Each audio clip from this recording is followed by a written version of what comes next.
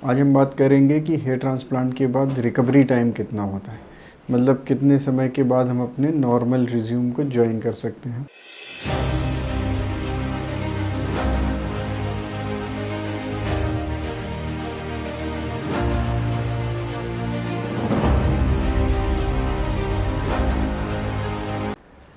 Hello, मैं doctor Ankit Kumar Jain, dermatologist and hair transplant surgeon, hair free hair grow clinic Bhopal branch. आज हम बात करेंगे कि हेयर ट्रांसप्लांट के बाद रिकवरी टाइम कितना होता है, मतलब कितने समय के बाद हम अपने नॉर्मल रिज्यूम को ज्वाइन कर सकते हैं। तो हेयर ट्रांसप्लांट एक सर्जरी है जिसमें सिर के पीछे के हिस्से परमानेंट जोन या डोनर एरिया से ग्राफ्ट लिए जाते हैं और सिर के बाल्ड हिस्सों में उनको इम्प्लांट किया जाता है ताकि एक नेचुरल हेयर लाइन बने, एक अच्छी डेंसिटी वहाँ पे आए, एक अच्छा कवरेज वहाँ पे आए। तो इस प्रोसेस में चूँकि ये सर्जरी है तो इसमें थोड़ा डाउन टाइम होता है। अब सबसे पहले हम बात करते हैं डोनर एरिया की। तो हेयर ट्रांसप्लांट जनरली दो मेथड से किया जाता है, एक FUT फॉलिकुलर यूनिट ट्रांसप्लांटेशन और एक FUE फॉलिकुलर यूनिट एक्सट्रैक्शन।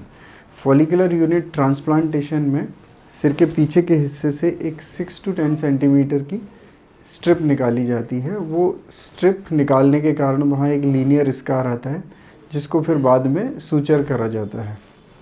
यह जो स्कार होता है, यह क्योंकि बड़ा स्कार होता है तो यह थोड़ा ज़्यादा पेनफुल होता है, तो इसमें रिकवरी टाइम ज़्यादा होता है।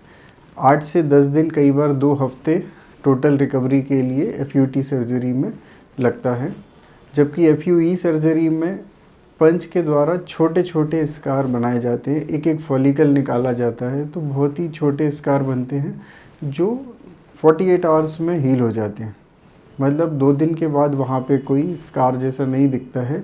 7 डेज़ के बाद आपकी स्किन बिल्कुल नॉर्मल लगने लगती है, वहाँ पे जो रिमेनिंग हेयर है उनकी ग्रोथ भी दिखने लगती है। तो इसमें डाउन टाइम कंपैरेटिवली कम होता है। अब आते हैं रेसिपिएंट एरिया पे जहाँ पे ग्राफ्ट लगने होते हैं। वहाँ पे मेथड दोनों सर्जरी के टेक्निक में सेम ही होता है, तो ऐसे केसेस में इनमें डाउन टाइम भी सेम ही होगा।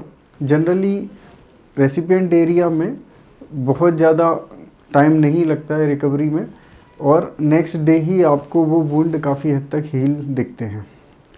लेकिन रेसिपिएंट एरिया में एक दूसरा जो प्रॉब्लम आता है वो होता है स्वेलिंग।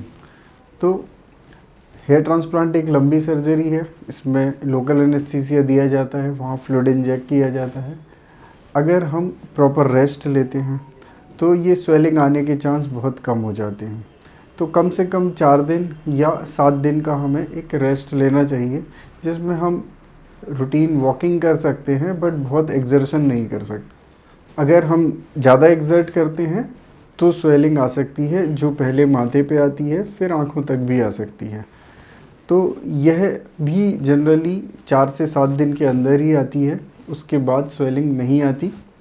इसके बाद हम अपना रूटीन ज्वाइन कर सकते हैं। हैवी एक्सरसाइज या जिम वगैरह ये थोड़ा सा और रोक के 2 हफ्ते या 1 महीने के बाद शुरू कर सकते हैं। और इस तरह से हेयर ट्रांसप्लांट का जो एक on an average down time होता है वो लगभग 1 वीक का होता है। तो 1 वीक के बाद आप मान के चल सकते हैं कि हेयर ट्रांसप्लांट से रिकवरी हो जाती है और उसके बाद आप अपनी रूटीन एक्टिविटीज़ ज्वाइन कर सकते हैं। रिजल्ट थोड़ा सा टाइम और लेता है क्योंकि शुरू के 3 महीने बालों की शेडिंग होती है, फिर चौथे महीने से ग्रोथ वापस स्टार्ट होती है और 6 मंथ के करीब एक डिसेंट रिजल्ट दिखने लगता है, जो अगले 8 महीने या 1 साल तक और भी ज़्यादा बेहतर हो जाता है। उम्मीद है ये वीडियो आपको अच्छा लगा होगा। अगर अच्छा लगा तो लाइक और शेयर करें, हमारे चैनल को सब्सक्राइब करें ताकि ऐसी और जानकारी आपको मिलती रहे। Thank you.